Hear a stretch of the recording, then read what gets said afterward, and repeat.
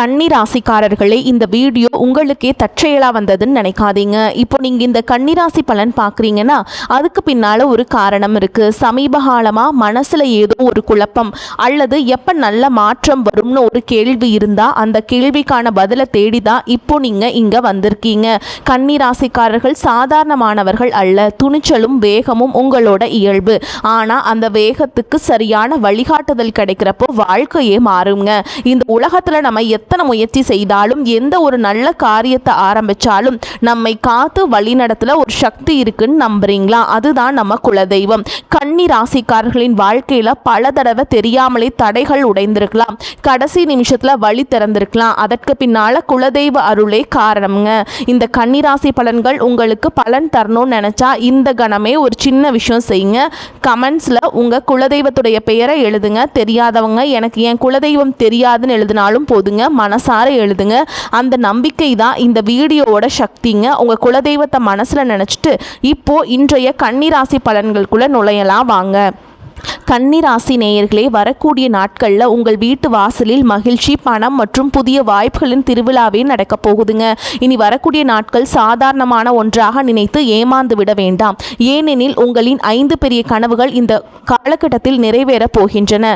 இதை கேட்டால் உங்கள் கண்களில் ஆனந்த கண்ணீர் வரும். ஏனெனில் குரு பகவான் கடகராசிக்கு மாறி உங்கள் அதிர்ஷ்டத்தின் மூடப்பட்ட கதவுகளை இப்பொழுது திறக்க போறார். பல ஆண்டுகளாக நீங்கள் எந்த நேரத்திற்காக காத்திருந்தீர்களோ அந்த நேரம் இனி வரக்கூடிய நாட்களில் தான் வரப்போகிறது. ஜனவரி, பிப்ரவரி, மார்ச், ஏப்ரல் மற்றும் மே ஆகிய 5 மாதங்களில் உங்கள் வாழ்க்கையில் பல பெரிய குழப்பங்கள் நீடித்தன.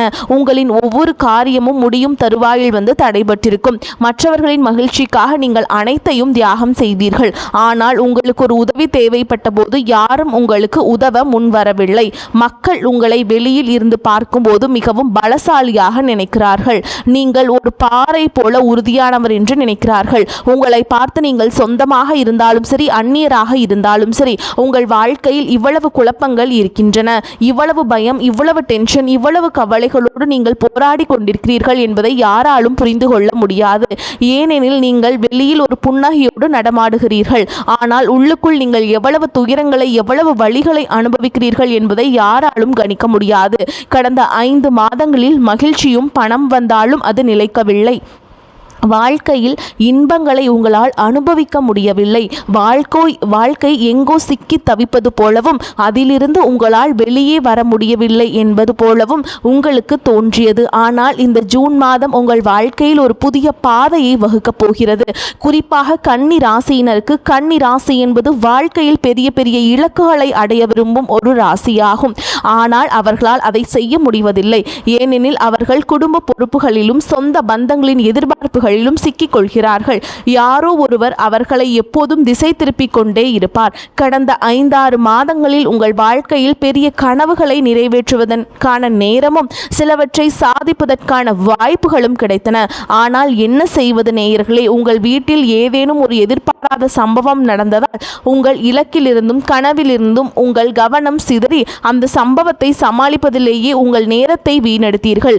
யாரோ ஒரு மனிதர் உங்களை திசை திருப்பி உங்கள் மனதை அலைப்பாய செய்திருப்பார். நீங்கள் ஏதேனும் ஒரு வேலையிலோ, உறவிலோ அல்லது சண்டையிலோ சிக்கிக் கொண்டிருப்பீர்கள்.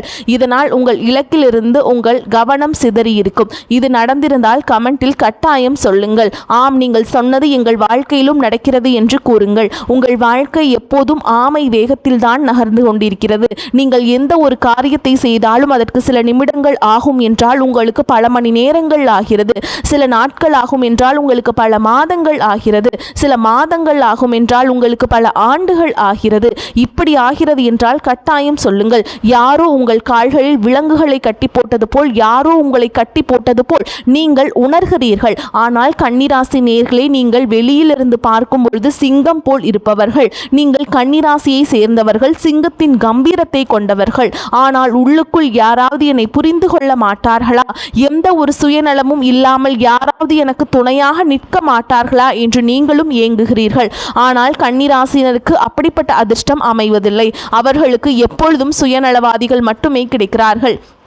எந்த ஒரு சுயநலமும் இல்லாமல் யாரும் உங்களிடம் பேசுவது கூட இல்லை. உங்களுக்கு நெருக்கமான ஒருவர் உங்களிடம் மிகவும் இனிமையாக பேசினால் அவர் உங்களிடம் இருந்து ஏதோ ஒரு லாபத்தை எதிர்பார்க்கிறார் என்று புரிந்து கொள்ளுங்கள். உங்கள் சொந்த மனிதர்களாக இருந்தாலும் அவர்களும் கூட ஒரு காரியம் ஆக வேண்டும் என்றால் மட்டுமே உங்களிடம் பேசுவார்கள். இதுதான் கன்னி ராசியினரின் வாழ்க்கை. ஆனால் இப்போது நான் கூறப்போகிறேன், இனி வரக்கூடிய நாட்கள் உங்கள் வாழ்க்கையில் பெரிய மாற்றங்களை கொண்டு வரப்போகிறது. பெரிய கனவுகள் நிறைவேறப் போகின்றன. ஏனெனில் கன்னி ராசியினர் சில சமயம் ஆவேசத்தில் அறிவை இழந்து விடுகிறீர்கள். அதனால் தான் சொல்கிறேன், நேரம் நன்றாக இருக்கிறது, ஆனால் தவறுகளை செய்யக்கூடாது. என்னென்ன தவறுகளை செய்யக்கூடாது, இந்த வீடியோவில் நான் உங்களுக்கு அனைத்து தகவல்களையும் கொடுக்க போகிறேன். 5 தவறுகள் உள்ளன நேயர்களே. இவற்றிலிருந்து நீங்கள் தப்பிக்க வேண்டும். ஏனெனில் பெரும்பாலும் நீங்கள் ஒவ்வொரு மாதமும் இந்த தவறுகளை செய்கிறீர்கள். இதனால் உங்களுக்கு வரும் வாய்ப்புகள் நழுவி போகின்றன, கனவுகள் நிறைவேறாமல் போகின்றன. பிறகு சிலர் கமெண்டில் நீங்கள் சொன்னீர்கள் ஆனால் நடக்கவே இல்லை என்று கூறுவார்கள். ஆனால் நான் அவர்களிடம் நான் கூறிய எச்சரிக்கைகளை பின்பற்றினீர்களா என்று கேட்டால் இல்லை, அப்படி எதுவும் செய்யவில்லை என்று சொல்வார்கள். எனவே வீடியோவை முழுமையாக பார்க்க வேண்டும். வீடியோவை அலட்சியப்படுத்தினால் வருத்தப்பட நேரிடும். பிறகு என்னை குறை கூறுவீர்கள். அதற்கு பதிலாக வீடியோவை முழுமையாக பாருங்கள். இந்த காலகட்டம் முழுவதும் உங்கள் வாழ்க்கையில் நடக்கவிருக்கும் ஒவ்வொரு நிகழ்வையும் ஒவ்வொரு மகிழ்ச்சியும் நான் உங்களுக்கு மிக தெளிவாக விளக்கப் போகிறேன். ஆனால் உங்கள் வாழ்க்கையில் ஏதேனும் ஒரு பிரச்சனையிலிருந்து வெளிவர முடியாமல் இருந்தால், அது உறவு ரீதியாக இருந்தாலும் சரி, பொருளாதார ரீதியாக இருந்தாலும் சரி, அல்லது கடனில் சிக்கி இருந்தாலும் சரி, நீங்கள் உங்கள் ஜாதகத்தை எங்களிடம் கொடுத்து ஆய்வு செய்து கொள்ளலாம். ஜாதகத்தை ஆழமாக ஆய்வு செய்யும் போது எந்த கிரகம் நமக்கு தொல்லை கொடுக்கிறது, பிரச்சனையின் மூலம் காரணம் என்ன என்பது தெரிந்துவிடும். நீங்கள் இதை தெரிந்து கொள்ள விரும்பினால், பிரச்சனையிலிருந்து வெளிவர விரும்பினால், நீங்கள் உடனே கமெண்ட் பாக்ஸில் கமெண்ட் செய்யவும். இந்த காலகட்டம் உங்களுக்கு ஏன் இவ்வளவு விசேஷமானது, ஏன் இவ்வளவு எதிர்பார்ப்புகள் உள்ளன, நடைமுறை ரீதியாக நீங்கள் இதை புரிந்து கொண்டால் நீங்கள் ஆச்சரியப்படுவீர்கள். இந்த காலகட்டத்தில் மிகப்பெரிய விஷயம் என்ன நடக்கப் போகிறது. குரு பகவான் கடகராசியில், அதாவது தனது உச்ச ராசியில் பிரவேசிப்பது.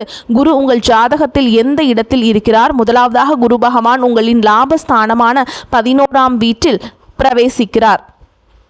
அதே மாதிரி குரு பகவான் உங்களின் லாபஸ்தானமான, அதாவது லாபம் மற்றும் வருமானத்தை குறிக்கும் 11ஆம் வீட்டிற்கு செல்லும் போது இதுவரை உங்களுக்கு கவலையை கொடுத்த அதிர்ஷ்டம், பணம் வராமல் தடுத்த நேரம், காலியாக இருந்த பாக்கெட்டுகள் மற்றும் வங்கி கணக்குகள், அதிகரித்து கொண்டு இருந்த கடன்கள் என அனைத்திற்கும் இப்பொழுது முற்றுப்புள்ளி வைக்கப்பட போகிறது.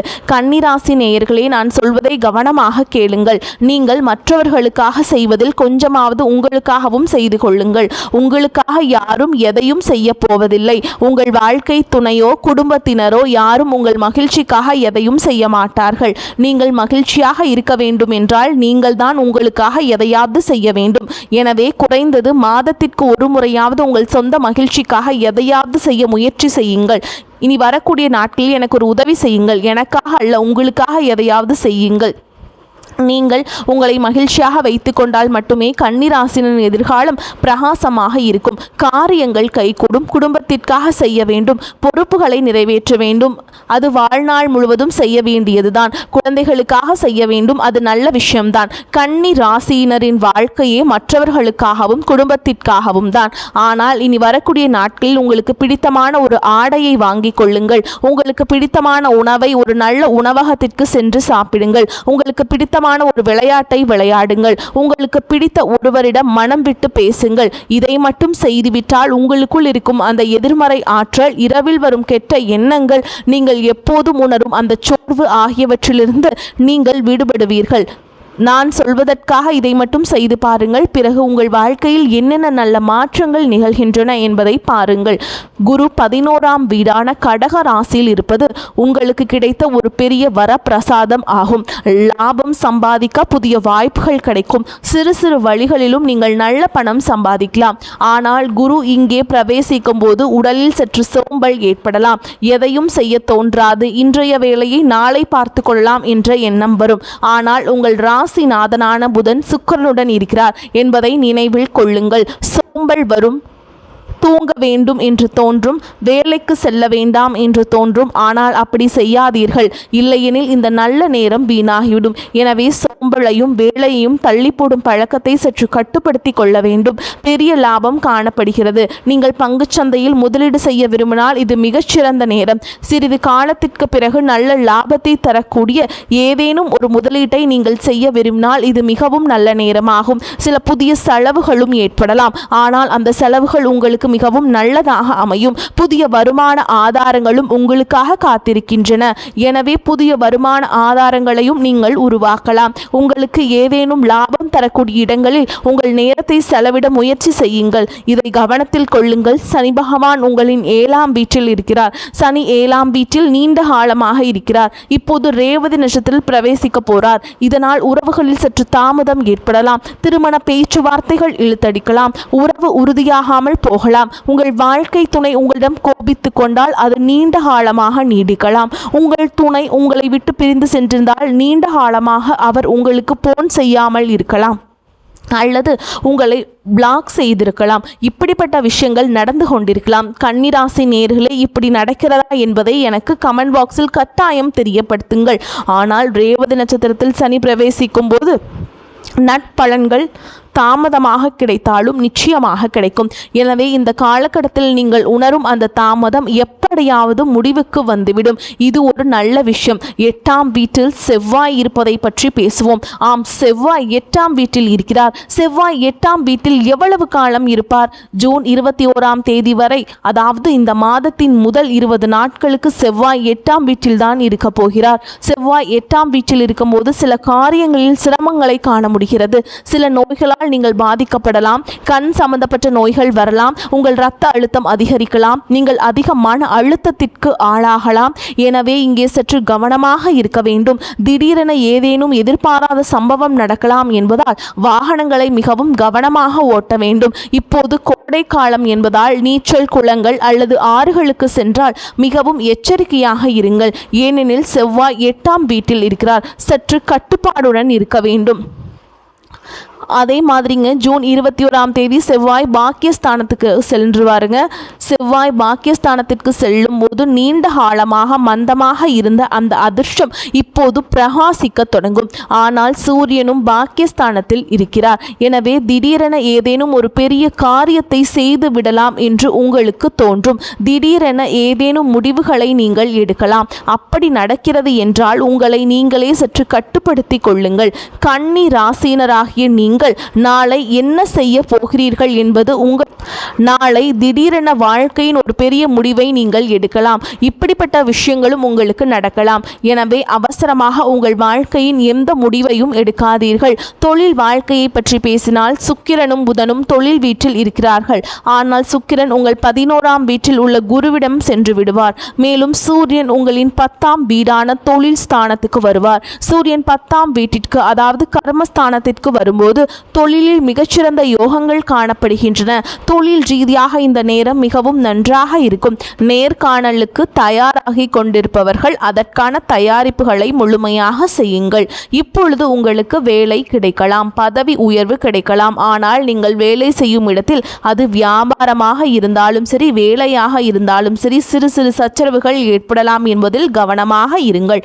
உங்கள் ஈகோ சற்று மேலோங்கலாம். உங்கள் மேல் அதிகாரியிடமோ அல்லது பெரியவர்களிடமோ நீங்கள் வாக்குவாதத்தில் ஈடுபடலாம். உங்கள் தந்தையுடனும் வாக்குவாதம் ஏற்படலாம். செவ்வாய் பாக்கியஸ்தானத்திற்கு செல்லும் போது தந்தையின் ஆரோக்கியத்தில் சில பிரச்சனைகள் ஏற்படலாம். எனவே இங்கே சற்று கவனம் செலுத்த வேண்டும். உங்கள் தந்தையை கவனித்துக் கொள்ள வேண்டும். உங்கள் தந்தைக்கும் உங்களுக்கும் இடையே கருத்து வேறுபாடுகள் ஏற்படலாம். எனவே இங்கு சற்று கவனமாக இருக்க வேண்டும். சில கவலைகளும் ஏற்படலாம். ஏனெனில் செவ்வாய் 8ஆம் வீட்டில் இருக்கிறார். கவலைகளும் மன அழுத்தமும் தொடரும். இதற்கான பரிகாரத்தை நான் வீடியோவின் இறுதியில் கூறுவேன். எனவே இங்கே சற்று கவனமாக இருக்க வேண்டும். பண ரீதியாக நேரம் நன்றாக இருக்கிறது. தொழில் ரீதியாகவும் நேரம் நன்றாக இருக்கிறது. ஆனால் ஈகோ மட்டும் நடுவில் வரக்கூடாது என்பதே எச்சரிக்கை. யாராவது உங்களிடம் ஏதேனும் கூறினால் அதை காது கொடுத்து கேளுங்கள். யாராவது பெரியவர் ஏதேனும் ஆலோசனை கூறினால் அதை ஒரு முறை கேளுங்கள். அவர்களின் ஆலோசனை உங்கள் வாழ்க்கையை மாற்றக்கூடியதாக அமையலாம். ஆனால் தற்போதைக்கு நீங்கள் சில பல எச்சரிக்கைகள் பின்பற்றுவது மிகவும் அவசியம். ஏனெனில் குரு 11ஆம் வீட்டிற்கு செல்லும் போது செவ்வாய் பாக்கியஸ்தானத்தில் இருக்கும்போது நீங்கள் சற்று அவசரமாக இருப்பீர்கள். அவசரத்தில் எந்த முடிவையும் எடுக்கலாம். ஏதேனும் பெரிய முதலீடு செய்ய நினைத்தால் அல்லது நிலம் வாங்க நினைத்தால் சிந்தித்து செயல்படுங்கள். நீதிமன்ற வழக்குகள் ஏதேனும் இருந்தால் அதை அமைதியாக தீர்க்க முயலுங்கள். அது உங்களுக்கு மிகவும் நல்லதாக அமையும். அவசரப்படக்கூடாது. கோபத்தில் வாழ்க்கையின் எந்த முடிவையும் எடுக்கக்கூடாது. திருமண வாழ்க்கையில் சற்று அமைதியாக நடந்து கொண்டால் நன்றாக இருக்கும். ஒழுக்கத்தை கடைபிடித்தால் நன்றாக இருக்கும். உங்கள் ஆரோக்கியத்தை பற்றி பேசினால் ஆரோக்கியத்தில் ஏற்ற இறக்கங்கள் உள்ளன. முடிந்தவரை உங்களை கவனித்துக் கொள்ளுங்கள். ஏனெனில் உங்களுடையது கன்னிராசி. நீங்கள் மற்றவர்களை மகிழ்ச்சிப்படுத்துபவர்கள். மற்றவர்களின் ஆரோக்கியத்திலும் நீங்கள் அதிக கவனம் செலுத்துறீங்க. குடும்பத்தின் சுமையை நீங்க சுமக்கிறீங்க. ஆனால் உங்களை பற்றி யாரும் சிந்திப்பதில்லை. எனவே உங்களை பற்றியும் நீங்கள் சிந்திக்க வேண்டும். ஆபத்தான முதலீடுகளை செய்ய வேண்டாம். வீண் செலவுகளை இந்த நேரத்தில் செய்ய வேண்டாம். தவறான பழக்க வழக்கங்கள் உள்ளவர்களிடமிருந்து இந்த நேரத்தில் சற்று விலகி இருக்க வேண்டும். ஏனெனில் வேறு யாரோ ஒருவர் செய்த தவறான காரியத்தில் நீங்கள் சிக்கிக்கொண்டு நீதிமன்றம், காவல் நிலையம் என்று அலைய நேரிடலாம். இது தவிர ராகு உங்களின் 6ஆம் வீடான கடன் மற்றும் எதிரிகள் ஸ்தானத்தில் இருக்கிறார். எனவே உங்களின் எதிரிகள் மற்றும் உங்களுக்கு வேண்டியவர்கள் போல் நடிக்கும் எதிரிகளின் உண்மையான முகத்தை உங்களால் புரிந்து கொள்ள முடியாது. நீங்கள் யாரையும் எளிதில் நம்பிவிடலாம். யாரையாவது இனிமையாக பேசி உங்களை ஏமாற்றலாம். உங்களிடம் இருந்து பணத்தை பறிக்கலாம். எனவே சற்று கட்டுப்பாட்டுடன் இருங்கள். உங்கள் ரகசியங்களை யாரிடமும் கூற வேண்டாம். உங்கள் பலவீனங்களை யாரிடமும் சொல்ல வேண்டாம். உங்கள் பணத்தை யாரிடமும் கொடுக்க வேண்டாம். இந்த சில விஷயங்களை கவனித்துக் கொண்டால் இந்த நேரம் மிகவும் நன்றாக இருக்கும். விவாதங்களிலிருந்து விலகியிருங்கள். மற்றபடி நேரம் மிகச்சிறப்பாக உள்ளது. இந்த காலகட்டத்தில் ஒரு சிறிய பரிகாரம் நீங்கள் செய்யணுங்க. புதன்கிழமைகள் தோறும் ஒரு பரிகாரத்தை செய்ய வேண்டும். புதன்கிழமைகள் தோறும் உண்மையிலேயே ஏழையாக இருப்பவர்களுக்கு, உழைக்க முடியாத நிலையில் இருப்பவர்களுக்கு, அதாவது உடல் ஊனமுற்ற ஏழைகளுக்கு பணம், ஆடை அல்லது உணவு போன்றவற்றை வழங்கி உதவி செய்யலாம். நீங்கள் கொடுக்கும் தானம் அவர்களின் வாழ்க்கையில் பயன்படும் பொழுது குரு பலமடைவார். 8ஆம் வீட்டில் உள்ள செவ்வாயினால் எதிர்மறை தாக்கமும் குறையும். எனவே இந்த காரியத்தை கட்டாயம் செய்யுங்கள். செவ்வாய்க்கிழமையன்று குறிப்பாக ஆஞ்சநேயர் கோவிலுக்கு சென்று ஒரு விளக்கை கட்டாயம் ஏற்றி வாருங்கள். செவ்வாயின் தாக்கம் குறையும். நேயர்களே, வரக்கூடிய வாய்ப்புகளை தவற விட்டுறாதீங்க. கெட்டியா பிடிச்சுக்கோங்க. வாழ்த்துக்கள். வாழ்க வளமோடு நலமோடு. நன்றி, வணக்கம்.